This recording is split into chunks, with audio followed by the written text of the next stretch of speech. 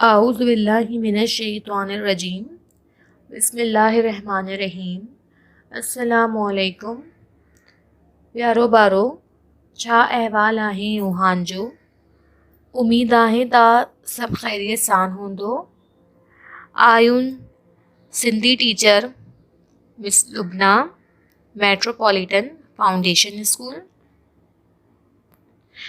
प्यारो बारो हन वीडियो जो क्लास 5 लाइ ऐं इन्हनि जो तोहान किताब आहे असां सिंधी 5 दर्जी लाइ ऐं इन्हनि में तमामु काम मौजूद आहिनि। प्यारो बारो असीं पहिरियों सबक मुकम्मल समझाइण वियण ऐं इन्हनि जी वीडियो में हन सबक जो काम मौजूद आहे। उम्मीद आहे त तोहान तमामु काम मुकम्मल कंदो वियो।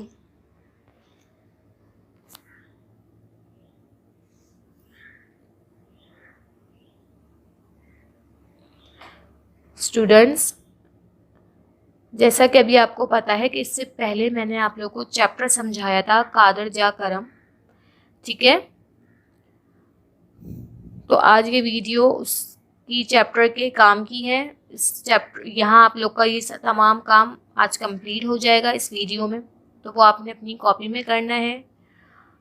आप लोगों ने सबसे पहले अपनी कॉपी पे नंबरिंग कर लेनी है। उसके बाद आप लोगों ने एक टाइटल पेज बनाना है मंथ ऑफ अगस्त का। दूसरा आपने टाइटल पेज बनाना है चैप्टर का कादिर जा करम, यानी कादिर कह रहे हैं अल्लाह ताला को कि अल्लाह ताला के करम, कि उसने हमारे लिए क्या क्या किया है, क्या क्या उसकी करामतें हैं, ठीक है। तो आपने 2 टाइटल पेज बनाने हैं। उसके बाद आपने अपना काम स्टार्ट करना है। आप लोग 5 क्लास में हैं तो आप लोग जो हैं वो पेन से काम करेंगे। पेंसिल आप सिर्फ लाइन ड्रॉ करने की हद तक रखेंगे और पेन से आप काम करेंगे। हेडिंग्स जो होंगी वो आपने ब्लैक पॉइंटर से या ब्लैक इंक पेन से आप डाल लेंगे। कट मार्कर है तो आप वो भी यूज़ कर सकते हैं। उसके बाद लफ्ज़न जो होंगे वो आप लोग ब्लैक से लिखना चाहो ब्लैक से लिख दो, लेकिन मायने आप उर्दू में उसमें लिखना ब्लू से। 10 लफ्ज़न मायने हैं। अल्फाज मायने को हम कहते हैं सिंधी में लफ्ज़न मायने। जैसे हम उर्दू में अल्फाज मायने करते हैं ना चैप्टर्स के, इसी तरह से सिंधी में होते हैं, बट हम उन अल्फाज को हम सिंधी में लफ्ज़न कहते हैं, ठीक है। लफ्ज़न जी मायने। तो यहाँ पे 10 लफ्ज़न दिए हुए हैं और उनके मायने कहे गए हैं लिखने के लिए।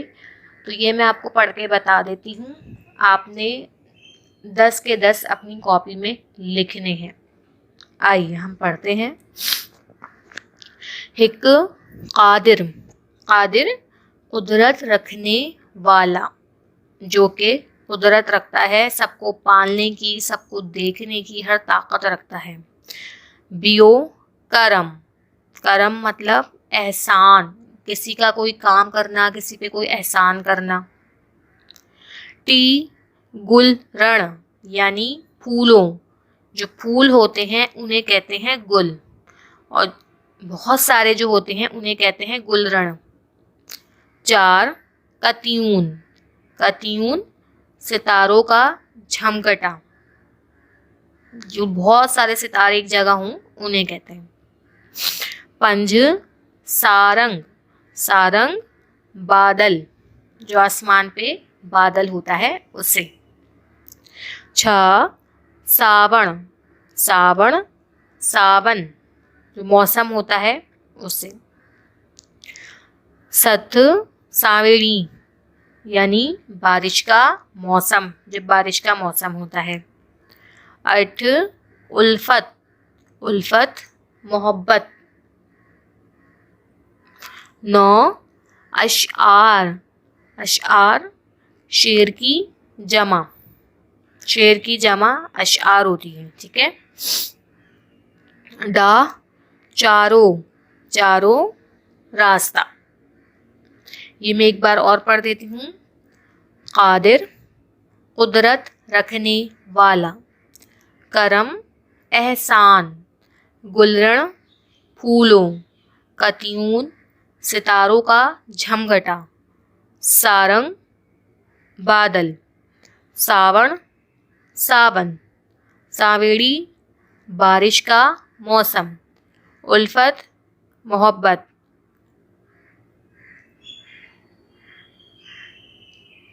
अशआर शेर की जमा, चारों रास्ता। प्यारो बारो हियो लफ्ज़न जी मायने आहे तो हान हन कापी में करण वियून।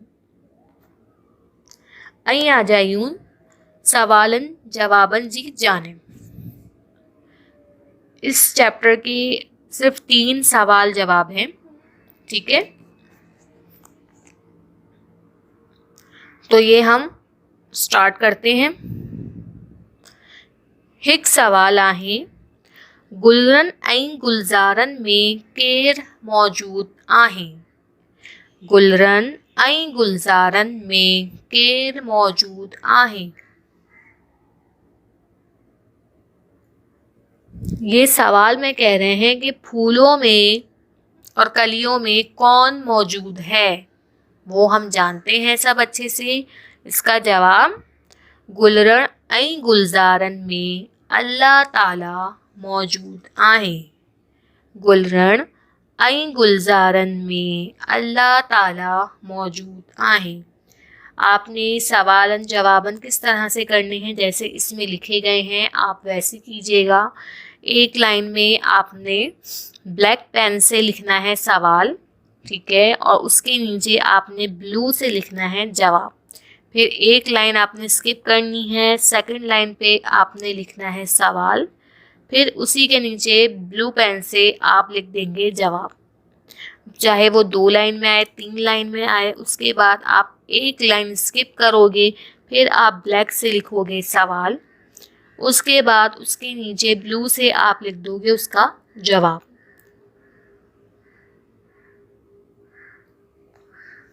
अब आपने पेंसिल को यूज़ नहीं करना। पेंसिल आपने लाइंस वगैरह ड्रॉ करने के लिए यूज़ करनी है, तो आप पेन यूज़ करोगे।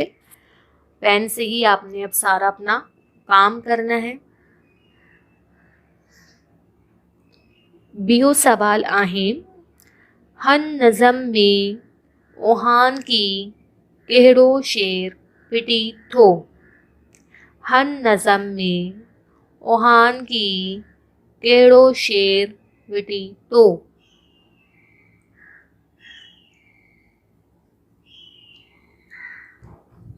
सवाल है आपका कि इस नज़म में शायर ने आपसे क्या कहा।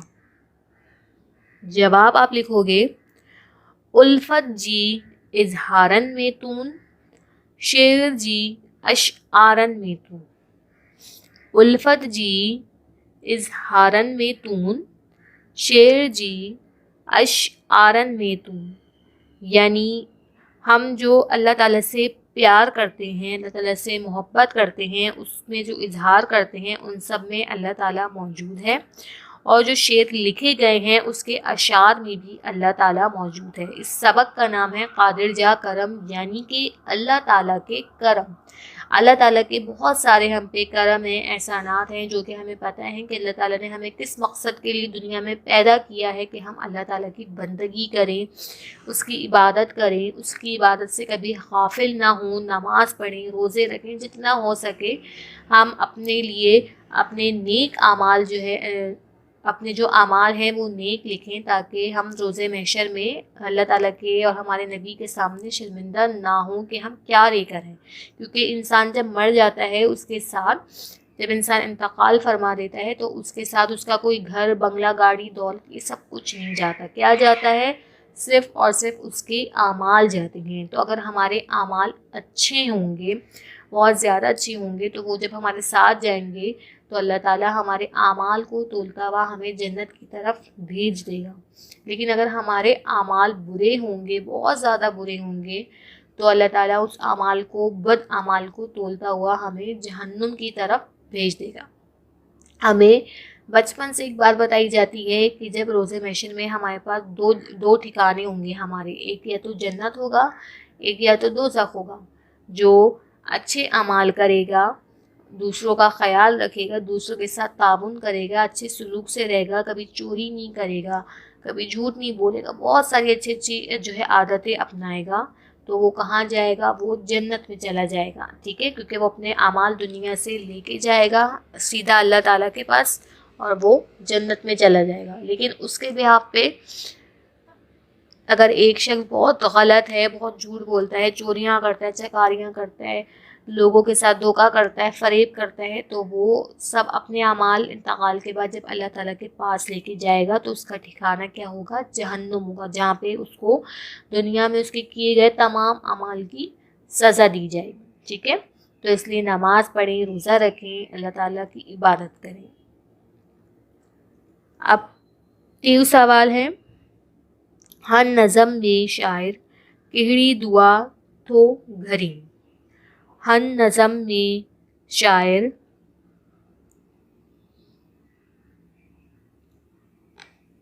केहड़ी दुआ थो घरी, यानी इस नज़म में शायर ने क्या दुआ करी। जवाब, कादिर तुन्हंजा करम करोड़ियन, केहड़ा केहड़ा गायान, कि अल्लाह ताला का कितना करम करोड़ों है हम पर और हम क्या क्या उसके गुण गाएं कि उसने हमारे लिए क्या क्या किया है। ठीक है, कादिर तुन्हंजा करम करोड़ियन, केहड़ा केहड़ा गाया।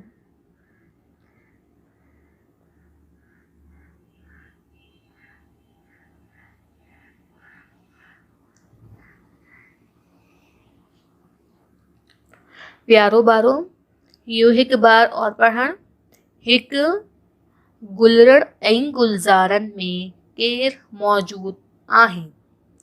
जवाब, गुलरण ऐं गुलज़ारन में अल्लाह ताला मौजूद आहिन। बियो, हर नज़म में ओहान की केहड़ो शेर विटी थो। जवाब,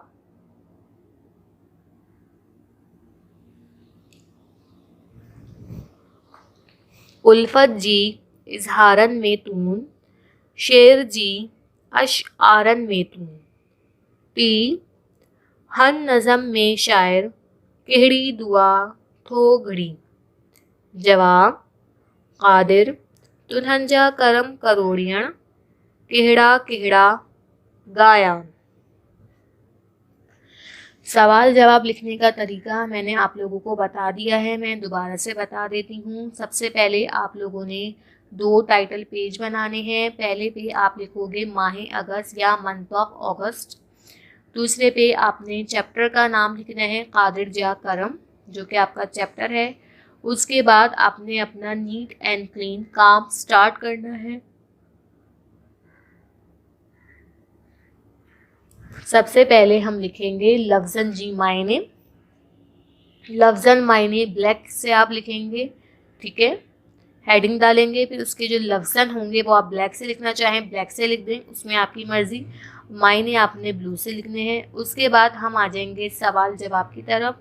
सवाल आप ब्लैक से लिखेंगे और जवाब ब्लू से देंगे। ठीक है, अब हम अपने आगे काम की तरफ चलते हैं।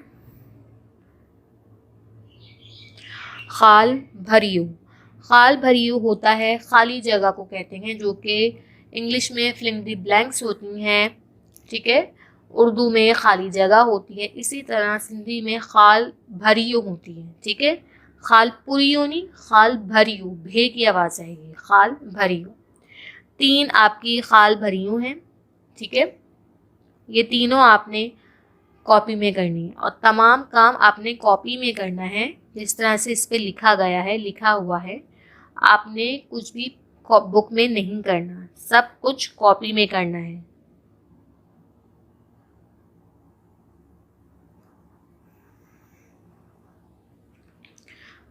पहरियून खाला हैं डैश में तून, दिलदारन में तून। डैश में तून, दिलदारन में तून। डैश में आएगा दिलियन। बियो खालीपुर आहें उल्फत जी डैश, उल्फत जी डैश यानी इजहारन में तू, डैश में आएगा इजहारन में तू। पियो खाल भरियो आहे डैश जी अशआरन में तून, डैश जी अशआरन में तून, डैश में आ जाएगा शायर जी।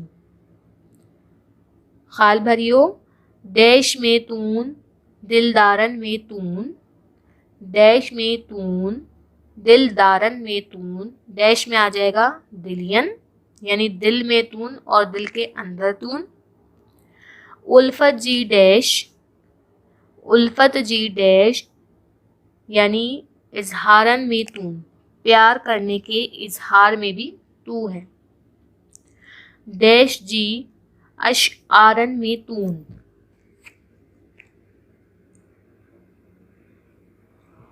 डैश जी अशआरन में तून यानी शायर जी, डैश में आ जाएगा शायर जी अशआरन में तून। ये भी आप सवालन जवाबन के बात करेंगे। खाल भरियों की हेडिंग आप ब्लैक से डालेंगे, उसके बाद जो डैश होगा वो आप ब्लैक से लिखिएगा, बाकी सब आपने ब्लू से लिखना है। आप चाहें तो 3 ब्लैंक्स हैं, आप एक एक लाइन छोड़ के लिख सकते हैं, ठीक है।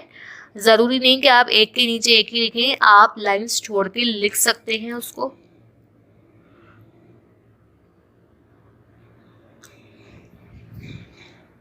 लाइन छोड़ के लिख देंगे तो वो ज़्यादा अच्छा हो जाएगा, आपकी राइटिंग और ज़्यादा अच्छे से लगेगी। और जिन स्टूडेंट्स की राइटिंग बहुत साफ़ है तो वो चाहें तो इसी के नीचे लिख सकते हैं, बट ऐसे लिखिएगा कि समझ आ जाए और अच्छा लगे काम।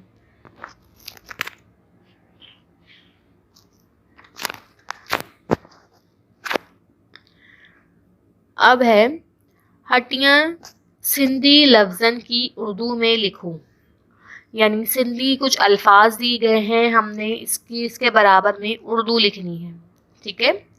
हटियां सिंधी लफ्ज़न की उर्दू में लिखो। सवाल आप लोग ब्लैक से लिखिएगा इसका, ठीक है, और बाकी आप उर्दू में, नंबरिंग भी आप ब्लैक से ही कीजिएगा। हिक गुल, गुल को गुल लिखेंगे, ठीक है। बियो हार, हार को सिंधी में हार ही लिखेंगे, ठीक है। लेकिन इसके लिखने का आप तरीका देख लीजिएगा कि सिंधी में ये कैसे लिखा गया है और उर्दू में ये कैसे लिखा गया है, बहुत फ़र्क है इनमें। टी सिंगार, सिंघार, सिंगार और उर्दू में सिंघार। 4 कक्कर, उर्दू में कक्कर, 4 कक्कर, उर्दू में कक्कर। अल्फाज एक ही हैं पढ़ने में, बस इसके लिखने का तरीका थोड़ा अलग हो जाएगा कि सिंधी का आप सिंधी के अल्फाजों में लिखेंगे और उर्दू का आप उर्दू तरीके से लिखेंगे। 5 वस्कारा, वस्कारा, 5 वस्कारा, वस्कारा। एक बार और पढ़ देती हूँ मैं इसको। हटियन सिंधी लफ्ज़न की उर्दू में लिखो। गुल गुल, हार हार, सिंगार सिंघार, कक्कर कक्कर, वस्कारा वस्कारा। ये यहाँ तक आपका चैप्टर ख़त्म हो गया है। आपने, जैसे मैंने आपको बताया है तरीका, कि अब आप लोग जो है वो पेन यूज़ करेंगे, तो बराए मेहरबानी आपने अपनी राइटिंग को, अपनी रीडिंग को घर बैठे बहुत अच्छा करना है। इंशाल्लाह बहुत जल्द हमारी फिज़िकली क्लासेस स्टार्ट हो जाएंगी, तो हम अपना काम जो है बाय फेस फिज़िकली कंटिन्यू करेंगे। इसके आगे इंशाल्लाह नेक्स्ट चैप्टर है वो आपको करवाया जाएगा जब आप इंशाल्लाह फिज़िकली आना स्टार्ट हो जाएंगे। अगर नहीं हुआ पॉसिबल तो यही ऑनलाइन आपको कराया जाएगा।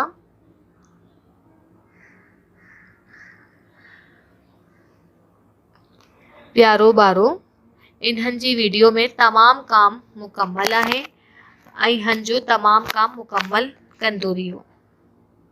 अपना ख्याल रखना। अल्लाह हाफ़िज़।